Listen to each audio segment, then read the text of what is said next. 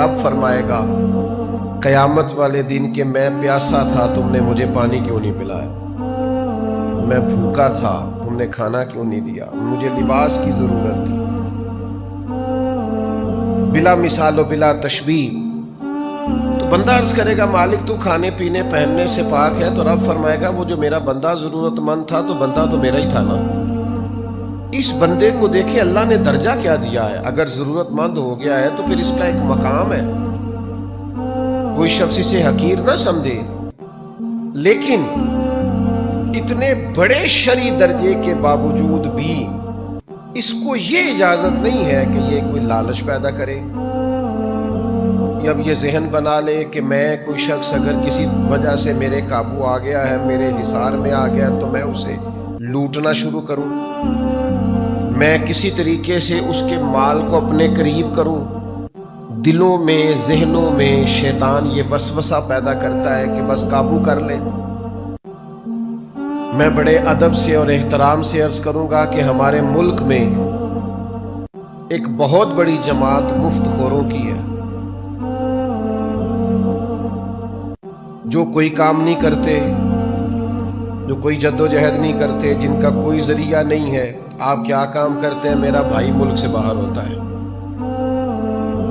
آپ کیا کام کرتے ہیں؟ وہ جی بس والد صاحب جو ہیں انہوں نے مجھے کہا ہے کہ میں کام کرتا ہوں، آپ گھر کے معاملات کو دیکھ لیں۔ وہ انحصار کرتے ہیں، اللہ معاف فرمائے، ساری زندگی اسی طرح گزار دیتے ہیں۔ میں نے ایسے لوگ بھی دیکھے جو ڈھونڈتے پھرتے ہیں کہ آج دعوت کس کو ڈالنی ہے، آج کھانا کس کے ہاں کھانا ہے، آج کون شخص ہے جو ہمارے قبضے میں آئے گا تو ہم اس سے کہیں گے کہ تو ہمیں دعوت کھلا۔ یہ انداز درست نہیں ہے۔ مومن کی شان یہ نہیں ہے۔ مومن کا رازق تو اس کا اللہ ہے، اس کا تو عقیدہ بڑا ستھرا ہے، اس کے نظریات بڑے شاندار ہیں۔ وہ کبھی بھی اس طرح کا ذہن نہیں بناتا کہ وہ کسی سے کچھ چیز ہتھیار لے۔ تحفہ دینا لینا سنت ہے، پر تحفہ مانگ لینا،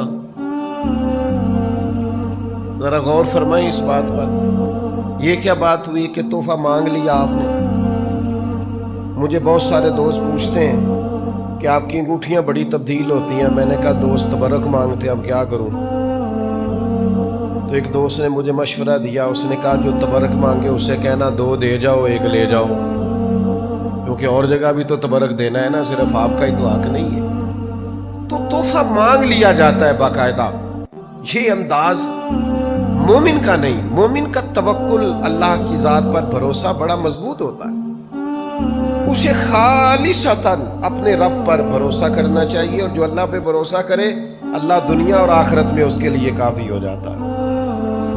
اللہ کے پیارے رسول صلی اللہ تعالی علیہ وسلم نے ارشاد فرمایا، تم میں سے جو شخص بلا وجہ لوگوں سے سوال کرتا رہے گا نا، اسے ضرورت نہیں، مجبوری کوئی نہیں، لیکن بلا وجہ لوگوں سے مانگتا رہے گا صرف اپنے پیسے بڑھانے کے لیے، صرف اپنی ضروریات میں تو اس کو ضرورت نہیں تھی، صرف اپنے وسائل بڑھانے کے لیے، اپنی چیزیں بڑھانے کے لیے، تحفے بڑھانے کے لیے جو لوگوں سے مانگتا رہے گا، حضور فرماتے ہیں قیامت والے دن وہ اللہ تبارک و تعالی سے اس حال میں ملے گا کہ اس کے چہرے پر ہڈیاں تو ہوں گی پر گوشت نہیں ہوگا۔ یہ بخاری مسلم میں موجود۔ ہر وقت مانگتا رہا لوگوں سے، کوئی ضرورت نہیں تھی، کوئی مجبوری نہیں تھی، لالچی ہو گیا، حریص ہو گیا۔ توکل بہت بڑی نعمت ہے، اللہ کی ذات پر بھروسہ کرنا بڑی سعادت ہے۔ اور پھر یہ کہ بندہ رب سے مانگے نا تو مانگنے میں عزت بھی بڑھ جاتی ہے، اور اس بارگاہ سے تھوڑا بھی ملے، بظاہر قطرہ بھی ملے تو وہ کئی دریاؤں سے زیادہ ہوتا ہے، وہ کئی سمندروں سے بڑا ہوا ہوتا ہے۔ اللہ پہ بھروسہ کرنا، اللہ سے مانگنا۔ حضور سید عالم صلی اللہ تعالی علیہ وسلم نے فرمایا نمک کی بھی ضرورت ہو تو اپنے رب سے مانگو، اللہ کے حضور سوال کرو، لیکن لوگوں سے طلب کرنا، لوگوں پر امیدیں رکھنا۔ اور پھر میں لوگوں کو دیکھتا ہوں وہ اعتراض کر رہے ہوتے ہیں، وہ کہہ رہے ہوتے ہیں جی میرے بھائی کے پاس دیکھیں کتنا مال ہے، مجھے نہیں دیتا۔ تو بھائی اس نے محنت کی ہے، آپ بھی تھوڑی کوشش کر لیں۔ وہ میرے رشتہ دار جی بڑے مالدار ہیں، ان کو کبھی میرا خیال نہیں آیا خدا کے بندے تو جتنا رشتہ داروں کے مال کو دیکھتا ہے کبھی اتنی توجہ اپنے رب کے خزانوں پہ کرے نا۔ داتا صاحب رحمت اللہ علیہ نے لکھا ہے کہ ایک علاقے میں قحط پڑ گیا تھا، لوگ بڑے پریشان تھے، تو وہاں سے ایک شخص بازار آیا تھیلا لے کے کوئی خریدنے کے لیے، تو وہ تھیلا گھماتا، اٹکیلیاں کرتا، ہنستا مسکراتا آیا، اور جب اس نے چیزیں خرید لیں واپس جانے لگا تو پھر اس کا وہی حال، ہنستا مسکراتا کھیلتا۔ تو بہت سارے لوگ پریشان تھے، ان کو غصہ آیا کہ قحط پڑا ہوا ہے، کاروبار چلتا نہیں، حالات خراب ہیں، تو بڑا خوش ہے۔ غصہ کیا لوگوں نے، کہا یار کوئی خیال کر، حالات کیسے ہیں اور تو اٹکیلیاں کر رہا ہے۔ داتا صاحب فرماتے ہیں وہ شخص کہنے لگا تم پریشان ہوں گے، میں پریشان نہیں ہوں، اس لیے کہ میں جس آقا کا غلام ہوں نا، اس نے بڑولے ٹائم پہ بھر لیے تھے، خزانے اس کے بھرپور ہیں، مال اس کے پاس زیادہ ہے، لہذا ہم تو خوشحال ہیں۔ داتا صاحب فرماتے ہیں یہ جو لوگ تمہیں ٹینشن لیے نظر آتے ہیں نا، جو تمہیں مالی طور پر ہر وقت آنکھوں میں آنسو لیے نظر آتے ہیں نا، ان کو اگر اتنا بھی اپنے رب کے خزانوں پر یقین ہو جائے نا جتنا اس غلام کو اپنے آقا کے خزانوں پر یقین ہے، تو یہ تمہیں کھلتے ہوئے نظر آئیں، یہ تمہیں خوش ہوتے نظر آئیں، یہ تمہیں مسکراتے دکھائیں۔ لیکن لوگوں کی جیبوں پر توجہ،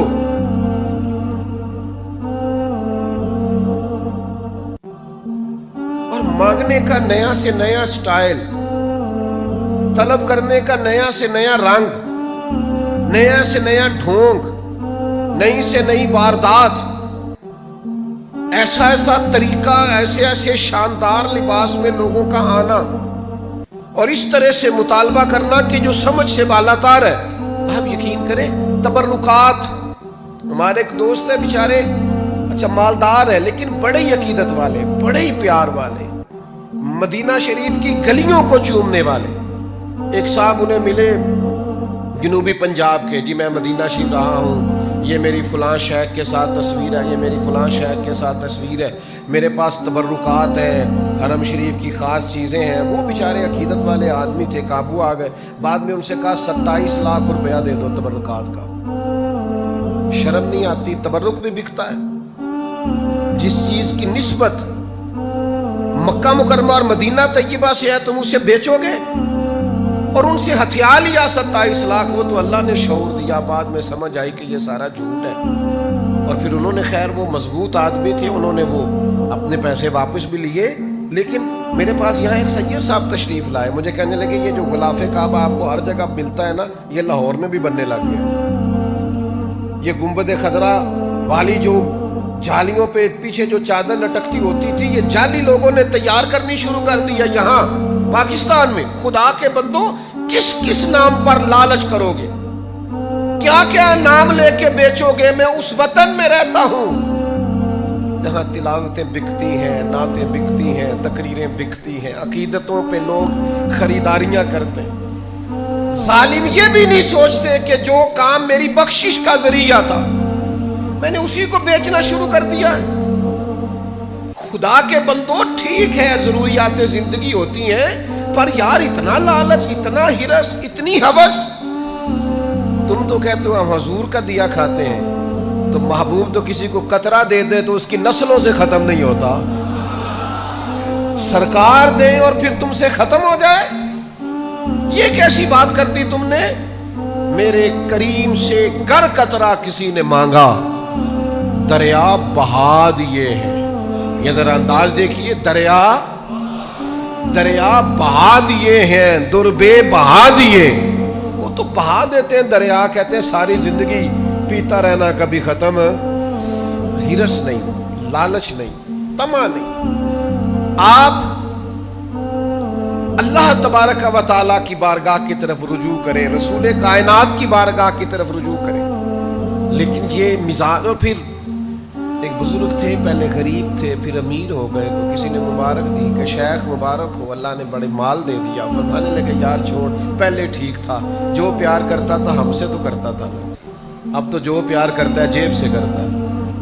اب تو لوگوں کو نظر آتا ہے کہ ادھر بھی مال ہے، ادھر بھی مال ہے۔ پہلے 2-4 سجن تھے، پر تھے وہ جو ہماری ذات سے پیار کرتے تھے، انہیں ہم اچھے لگتے.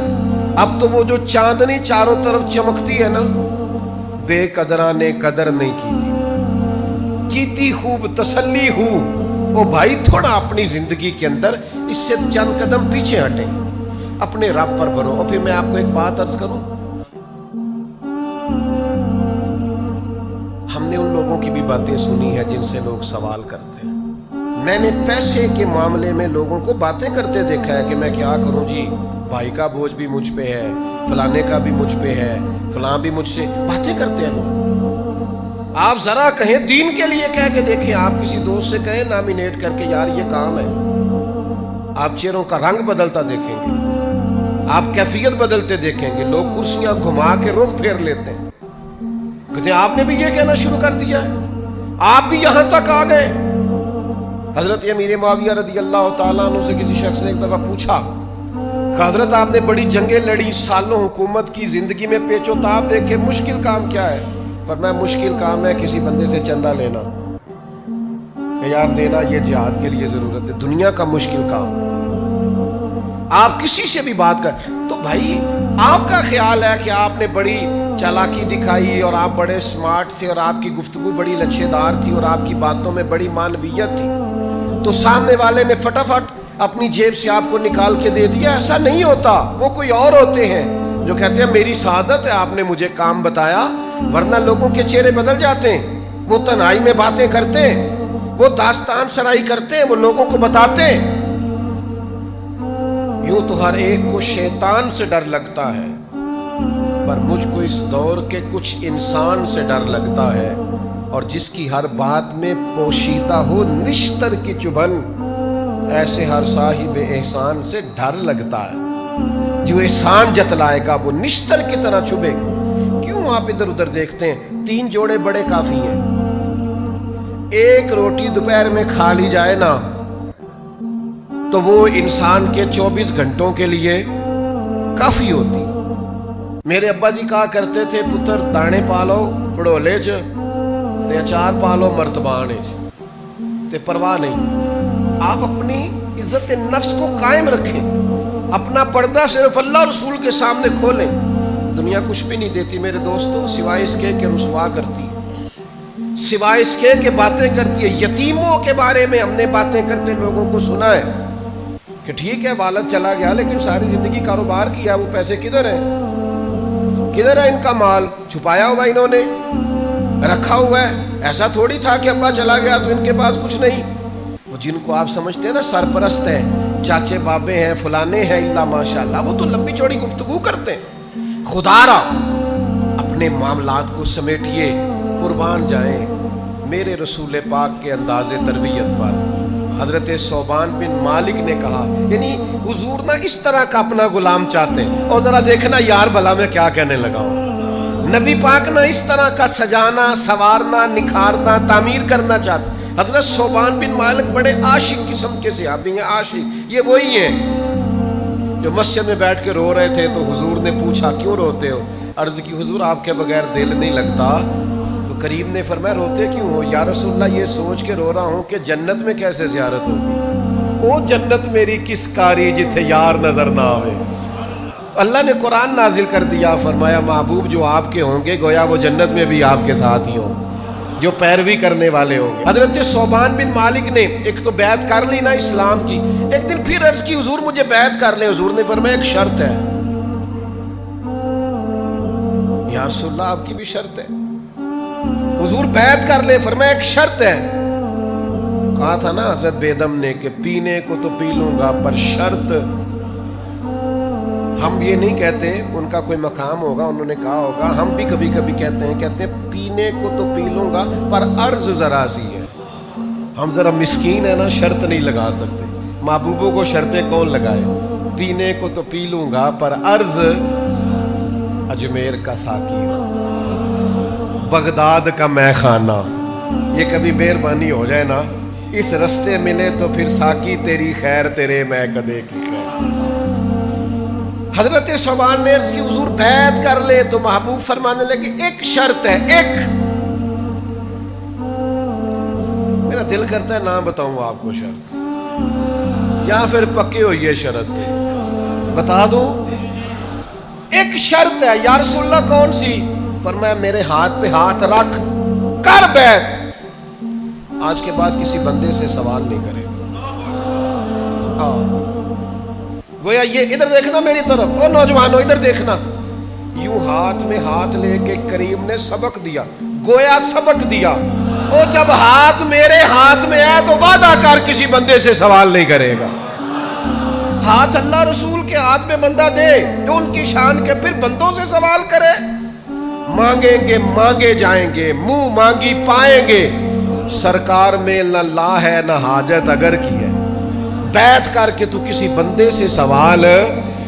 عرض کی سونیا وعدہ ہو گیا، کریم وعدہ ہو گیا، یا رسول اللہ طے ہو گئی بات، حضور کبھی نہیں کروں گا، کسی سے نہیں کروں، حضور کبھی سوال ہی نہیں پیدا ہوتا۔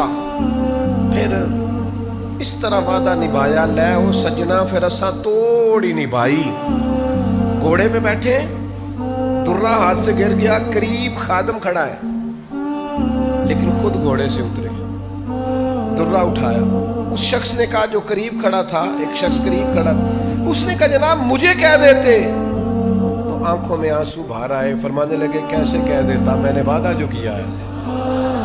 کبھی کسی سے سوال چھوڑ دو یار، ہمیں کیا مجبوری ہے، تھوڑی بے نیازی دکھاؤ، بے نیازی بڑی چیز ہے۔ آپ کے پاس خشک روٹی ہو اور آپ کے پاس اچار کی ڈھلی ہو، اس میں پھر خودداری ہوتی ہے، اس میں کوئی مزہ ہوتا ہے، اس میں کوئی سرور ہوتا ہے۔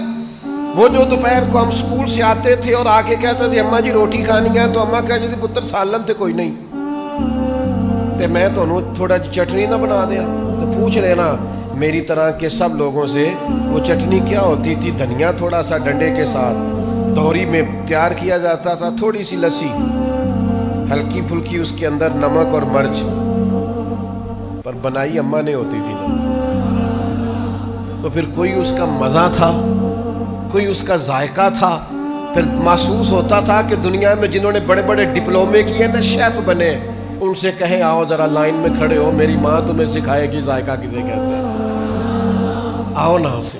اور کبھی اگر اماں یہ کہہ دیتے نا روٹیاں پکاتے پکاتے کہ پتر اٹھ کے نہیں آیا جاتا، پیڑی پھڑتے تھے میرے کول ہی آ جا، اوئے ہوئے، پھر تو یوں لگتا تھا کہ جیسے نا ساری رحمتیں جھوک کے آ گئی ہیں اور کرم کی برکھا گویا برس رہی ہے۔ اتنے میں نے زندگی میں بڑے بڑے مہنگے ہوٹلوں پہ بھی جا کے دیکھا ہے، پر وہ مزہ دوبارہ آیا نہیں۔ تو یاد رکھنا، عزت نفس کا خیال رکھنا ہے، یہ چھوڑ دیں آپ۔ میں پھر ایک دفعہ عرض کروں گا، ایک لمبی لسٹ ہے مفت خوروں کی، بڑے سیانے بیانے دو بندے نا ایک جگہ پہ بیٹھے تھے، یہ میں نے پرسنل میری آنکھوں کے سامنے واقعہ ہوا، بڑے سیانے بیانے بندے ایک پھٹے میں بیٹھ کے دہی بلے کھا رہے تھے، اور علاقے میں معزز شمار کیے جاتے، کچھ دینی تعارف رکھتے، تو ان سے ایک صاحب نے کہا کہ آپ یہاں سرے عام بیٹھ کے دہی بلے کھا رہے، کو دیکھ لے تو کیا، یار یہ مذہبی ہیں اور مذہبی تعارف رکھتے ہیں۔ تو ان میں سے ایک آدمی بڑی بے باکی سے بولا، کہنے لگا جے کو دیکھ لے گا تو کی ہونا ہے، جڑا دیکھے گا وہ پیسے دے گا۔ جب قوموں کا یہ مزاج بن جائے نا، کہنے اسی تے چاہنے ہیں کو ویکھے، جڑا ویکھے گا وہ، مولوی تے پیر بھی پیسے نہ دین لی تیار ہوندے نے، بھی سودا لے آئے تھے پیسے پولیس والے بھی کاٹ ہی دیتے ہیں، اور بھی ڈھیر سارے لوگ ہیں جو کہتے ہیں جی میں سرکاری ملازم ہوں، تو بھائی آپ پہلے بھی تو ہم سے ٹیکسوں کی مد میں لے رہے ہیں نا، اب اور بوجھ ڈال رہے ہیں، تو مفت خوری کے مزاج سے باہر آئے آپ تھوڑا سا رویہ۔ میں ایک جگہ پہ چلا گیا، اب تو میں ڈائریکٹ کبھی جاتا ہی نہیں، مجھے اب موقع نہیں ملتا، ایک جگہ پہ میں سودا لینے چلا گیا، تو وہ بندہ بار بار کہے حاضر جناب، میں اسے کہوں یہ چیز نکال دے، حاضر جناب یہ چیز نکال دے، میں انہوں آکھیا تو ایڈا ویش نہ جا، میں تینوں پیسے دے کے جانا ہے، تو غیر حاضر ہی چنگا ہے۔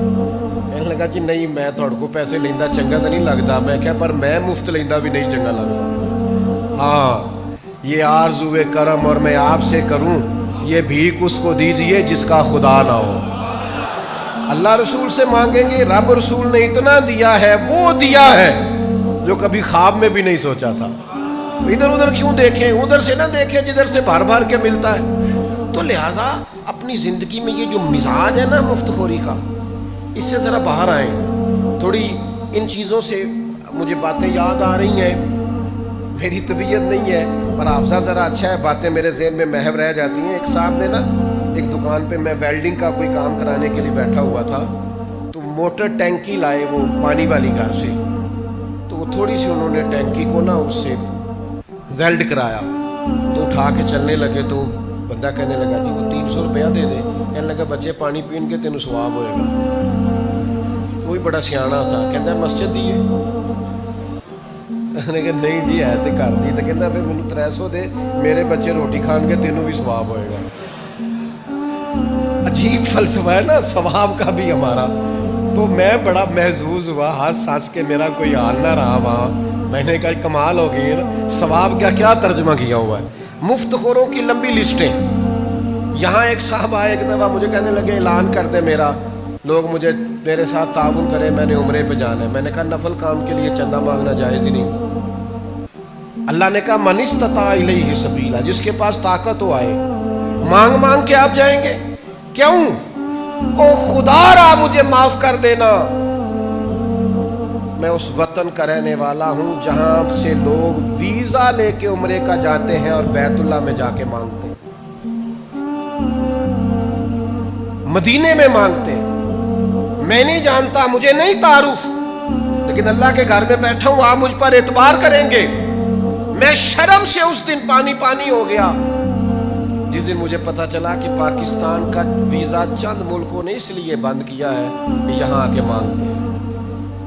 یہ ہمارا تعارف ہے دنیا میں, یہ ہمارا سٹائل ہے کہ آپ ویزا لے کے کسی ملک جا رہے اور مانگ رہے ہیں. جھوٹے معذور اور دھوکہ دے کر اور دکھاوا کر کے آپ لوگوں سے سوال کر رہے ہیں. میرے نبی پاک صلی اللہ علیہ وسلم نے فرمایا جس نے اپنے اوپر سوال کا دروازہ کھولا اللہ اس پر غربت کا دروازہ کھول دے گا, اس کے فقر کو طویل کر دے گا. اگر تم مانگ کے کھائے گا تو پیٹ کبھی نہیں بھرے گا. اگر تم مفت خوری کا مزاج پیدا کرے گا تو یہ پیاس اور بڑھے گی, یہ طلب اور بڑھے گی, یہ تیرے اندر اور کیفیات جم جائیں گی. لہذا میرے بھائی قطعاً نہیں. حضرت حکیم بن حزام میرے محبوب کے لاڈلے صحابی ہیں. کئی طرح سے ان کی روایت کتب حدیث میں آتی ہے. حافظ منذری نے اس طرح لکھی ہے کہ انہوں نے حضور سے کچھ مانگا, میرے کریم نے دیا, پھر مانگا حضور نے دیا, پھر مانگا حضور نے دیا. آخر میں کریم فرمانے لگے میرے ساتھ وعدہ کر آپ کسی سے سوال نہیں کریں. یہ کبھی روایتیں پڑھتا ہوں تو پھر نیچے حاشیہ لکھتا ہوں اور وہ کچھ ترجمے ایسے کرتا ہوں وہ ڈرتا بھی ہوں, تو ڈر ڈر کے سیم کے اس روایت کے نیچے بھی میں نے لکھا ہے گویا حضور نے ان سے کہا کہ جب 3 مرتبہ میں نے جو دے دیا ہے اب زندگی میں کسی سے سوال اب نہیں سوال کرنا. حضرت ابو بکر صدیق نے پیغام بھیجا کہ مال غنیمت میں آپ کا حصہ آ کے لے جائیں, فرمایا مجھے نہیں چاہیے, حضور سے وعدہ کیا. حضرت عمر اپنے دور خلافت میں بار بار پیغام بھیجتے رہے کہ حکیم بن حزام سے کہیں آ کے لے جائیں اپنا حصہ مال غنیمت میں سے. فرمایا میں نے نہیں لینا, حضور سے وعدہ کیا ہے.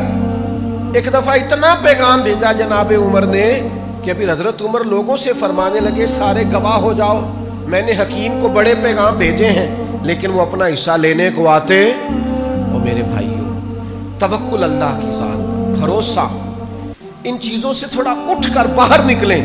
یہ کیا بات ہوئی کہ ہم سارے ڈھونڈتے پھرتے ہیں, ہم ان چکروں میں پڑتے ہیں. مجھ سے ایک علامہ صاحب ناراض ہو گئے اور بڑے گہرے قسم کے ناراض ہوئے. میں نے کہا کہ میں چاہتا ہوں بچوں کو نا مدرسے میں دنیاوی تعلیم بھی دی جائے, اور میری یہ خواہش ہے کہ یہ کسی ادارے میں جا کے نوکری کریں, کسی بڑے ادارے میں یا اچھی جاب پر بیٹھیں یا بزنس کریں.